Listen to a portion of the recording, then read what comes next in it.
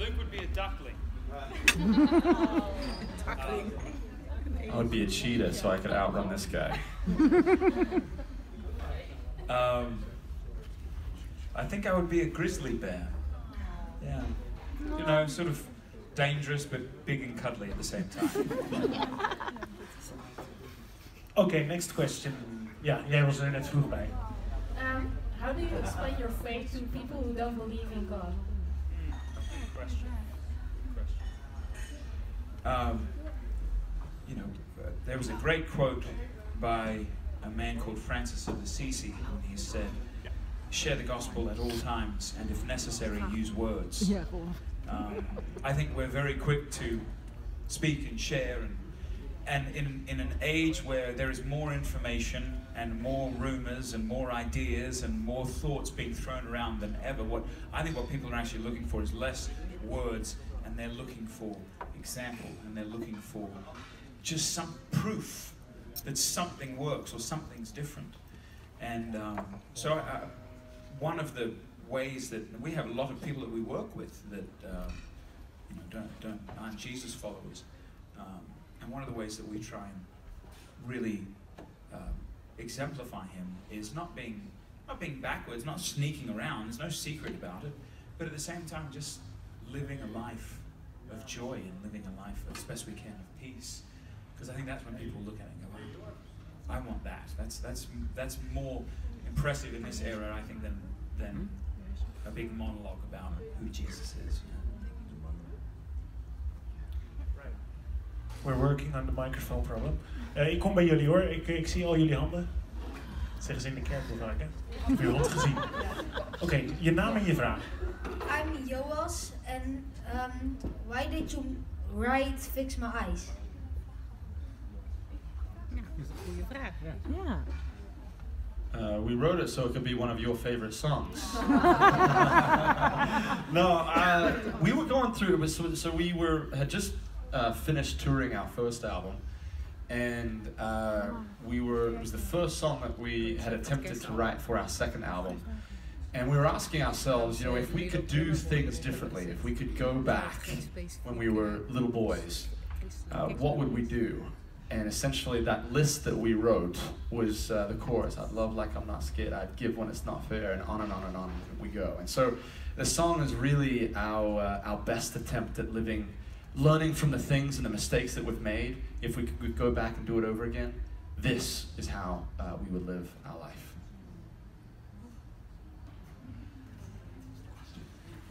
Oké, volgende vraag. Hi, my name is Yvonne. First I want to thank you that you put The Little Drummer Boy on your Christmas album, because it's my all-time favorite Christmas song. But I was wondering, what was your motivation to put this number on the album, because it's not a specific a Christian Christmas song? Ja, daar moet je even over nadenken. Yeah, that's a great question, and that's also true.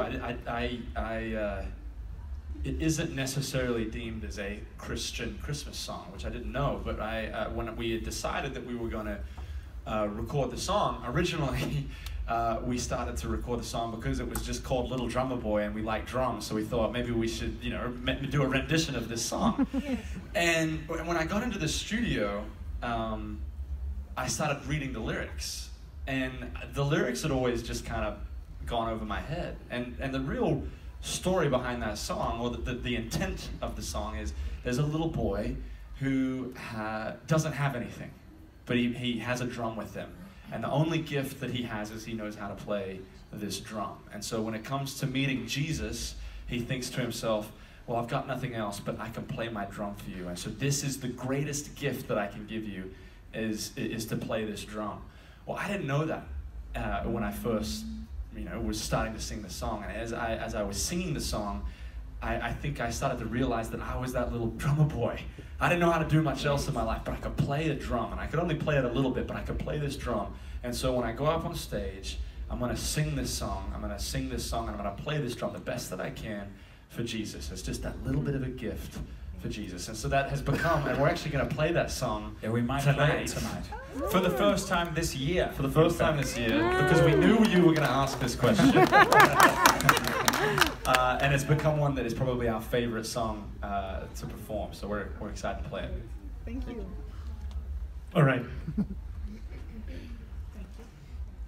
I'm Merel. What's the most favorite song you've ever written? Wow. That's like asking us to pick our favorite child. We have, I think Josh said it earlier, you have different songs in different time periods that mean different things to you. One of the young ladies we were talking over here about Love's to Blame, which was a song a long time ago we both wrote, but was a very personal song for me. One of the songs that I'm awfully proud of, I think we'd probably say this, particularly to presenting live, is Run Wild. There's just something about that. The way it was a very hard song to write. We wrote it, some of it in Nashville, we wrote some of it in Los Angeles, we wrote some of it in the back lounge of a tour bus, and we wrote some of it on tour in dressing rooms. And so it was, and we wrote it with about 3 or 4 different people. And so it had this strange journey of how it came to be a song. But there's something so kind of exciting and liberating about that song. So yeah, I would, at the moment, I would say, off our second record, I'd say that. But we're out right in the middle of working on a whole load of new music, so I can't tell you about that yet. But there's some really exciting songs in there that might trump that. Oké, nog 2 vragen. Oké, ik zie heel veel handen. Jij mag er eentje stellen. Hi, I'm Leia. I was wondering if you're going to do some more songs with your sister. There's always a chance of that, but I believe we just did one, correct? And then 2. Yeah, we've just done 2. How many more do you want us to do with her? Great. Look, she's our sister, so there's always a very good chance. We're actually getting ready to do a Christmas tour, and she's going to come out and sing a couple of songs during that tour. So we're pretty excited about that. I would say hold tight. We'll see. We'll see what happens. And we wrote a song with her on the new record. That's true. So she might not be singing on it, but we wrote it together. So that's fun. And for the people who don't know, can you tell about your sister? Our sister has been an artist for almost 2 decades, and she's come over to Amsterdam many times by the name of Rebecca St. James. And so we actually, the first times we ever came to this country was traveling with her. We were kind of her road crew, so we would set up all the lighting and the sound, and I did background vocals, and Luke ran spotlight and all of that. Yeah. Oké. Ja, hoe gaan we dit oplossen? Oké, 2 snelle vragen. Dan mag jullie allebei nog stellen. When did you decide that you wanted to be a singer? Well, very different answers for Luke and me. I had, like I said, I sung with Rebecca, done background vocals for lots of years, and I wanted to be a solo artist.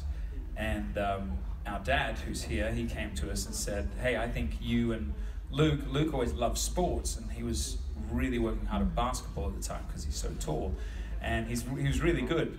But Dad came to us and said, hey, I really think you and Luke should do something together. And I was like, nah, I don't want to do that. And right around that time, Luke tore his ACL. He hurt his knee, which is kind of a career-ending injury to tear the ligaments in your knee.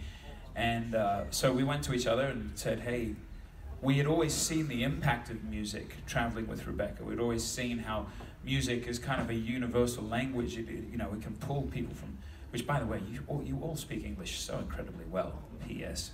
But it can pull people from other cultures and other languages, and it can tell these stories, and you can connect in such an incredible way. And then you layer on, songs that talk about God, and it can just be this incredible thing. And so we'd always seen that impact, and I went back to Luke after he'd hurt his knee, and I said, well, let's just write and see. And that was 12 years ago. Yeah, and we haven't stopped since. Final question. First, what is your experience with making Princess the movie, and can we buy it here now? I'm not sure about the second question. I probably should know. Can we? No. I'm getting told that we cannot. We're going to have to work on that. We're actively working on it right now, Yes. in fact, because we had a lot of people ask us last night as well.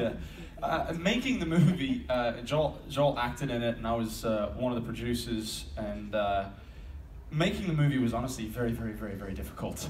I've often joked that the reason why most filmmakers start out when they're very, very young is that they're very, very stupid, because it's so hard to raise the money, to get the people, get the team involved to make a film. You know, when we write music, you know, one song for one, it's just music, and for two, it only tells a 3-minute and 30-second story.